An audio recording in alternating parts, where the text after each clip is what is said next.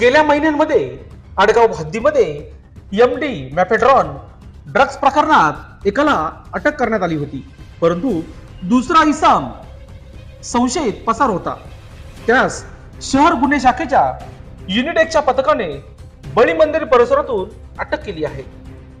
राहुल नारायण शिंदे राहणार हनुमान नगर अमृतधाम पंचवटी असे अटक करण्यात आलेल्या संशयिताचे नाव आहे.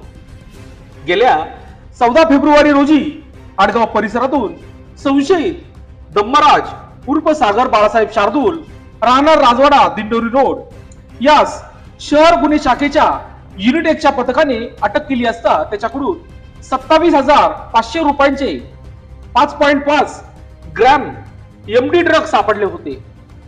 मात्र त्याचा साथीदार राहुल शिंदे पसार झाला होता. या प्रकरणी